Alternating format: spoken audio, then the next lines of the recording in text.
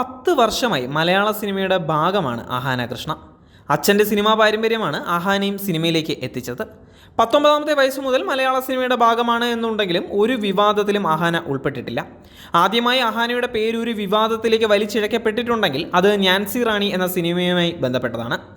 Ahana title role ചെയ്ത cinema കഴിഞ്ഞ ദിവസം മുതൽ യൂട്യൂബിൽ സ്ട്രീം ചെയ്തു തുടങ്ങിയിരുന്നു. അന്തരിച്ച സംവിധായകൻ മനു ജെയിംസ് ആണ് നാൻസി റാണി സംവിധാനം ചെയ്തത്.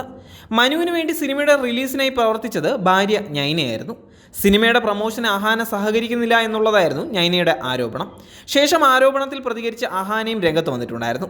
സംവിധായകൻ മദ്യപിച്ചാണ് സെറ്റിൽ എത്തിയതെന്നും താൻ ലഹരിക്ക് അടിമയാണ് എന്നും സ്വഭാവം കൊള്ളില്ല എന്നും മനു പറഞ്ഞു നടന്നുവെന്നുമാണ് അഹാന പ്രതികരിച്ച് പറഞ്ഞത്. അഹാനയ്ക്ക് പകരം മറ്റാരെയോ വെച്ചാണ് ഡബ്ബിംഗ് സിനിമയുടെ അണിയറ പ്രവർത്തകർ നടത്തിയിട്ടുണ്ടായിരുന്നത്. ഇക്കാരണങ്ങളെല്ലാം കൊണ്ടാണ് നടി സിനിമയുടെ പ്രൊമോഷനുമായി സഹകരിക്കാതിരുന്നത്. നാൻസി റാണി അണിയറ പ്രവർത്തകരും അഹാനയും തമ്മിലുള്ള വിവാദം വലിയ രീതിയിൽ മാധ്യമങ്ങളിലടക്കം വാർത്തയായിരുന്നു. വലിയ വിവാദങ്ങൾ സൃഷ്ടിച്ച സിനിമയായതുകൊണ്ട് തന്നെ നാൻസി റാണി യൂട്യൂബിൽ റിലീസ് ചെയ്തപ്പോൾ സിനിമാ പ്രേമികളെല്ലാം ചിത്രം കാണുകയുണ്ടായി. എന്നാൽ പ്രതികരണം നെഗറ്റീവായിരുന്നു. ഷോർട്ട് ഫിലിമിൻ്റെ നിലവാരം പോലും ഇല്ലാത്ത സിനിമയാണ് നാൻസി റാണി എന്നാണ് എല്ലാവരുടെയും അഭിപ്രായം. സംവിധാനം, ഛായാഗ്രഹണം, ഡബ്ബിംഗ്, അഭിനയം, കഥ, അഭിനേതാക്കൾ തുടങ്ങിയ എല്ലാ മേഖലയ്ക്കും ട്രോള് കിട്ടുകയാണ്. ഒരു തട്ടിക്കൂട്ട് സിനിമയായി മാത്രമേ നാൻസി റാണി തോന്നുള്ളൂ എന്നാണ് 10 മിനിറ്റ് പോലും സിനിമ സഹിച്ചിരുന്ന് കാണാൻ കഴിയില്ല എന്നുമൊക്കെയാണ് വിമർശനങ്ങൾ വരുന്നത്.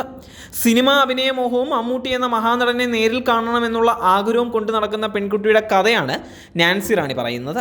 അർജുൻ അശോകൻ, വിശാഖ് നായർ, ലെന, ലാല്, അജു വർഗീസ്, സണ്ണി വെയിൻ തുടങ്ങിയവരാണ് അഹാനയ്ക്ക് പുറമെ സിനിമയിൽ മറ്റു പ്രധാന കഥാപാത്രങ്ങൾ ചെയ്തിരിക്കുന്നത്.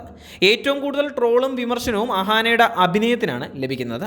ഡബ്ബിംഗ് ചെയ്ത ശബ്ദത്തിന് അഹാനയുടെ മുഖത്ത് വന്ന ഭാവത്തേക്കാൾ കൂടുതൽ വികാരങ്ങളുള്ളതായി തോന്നിയെന്ന് ഒരു കമൻറ്റ്. ആ ശബ്ദം കാരണം എനിക്ക് ആദ്യമായി അഹാനയുടെ കഥാപാത്രവുമായി കണക്ഷൻ ഫീൽ ചെയ്തു. അഹാന ഡബ്ബ് ചെയ്തിരുന്നുവെങ്കിൽ ഇതിലും ബോറായിരിക്കുമെന്നാണ് മറ്റൊരു കമൻറ്റ്. അഹാന ക്യൂട്ട്നെസ് ഇട്ട് ഓം ശാന്തി ഓശാനയിലെ നസ്രിയാകാൻ ശ്രമിച്ചതായി തോന്നിയെന്ന് മറ്റൊരു കമൻറ്റ്.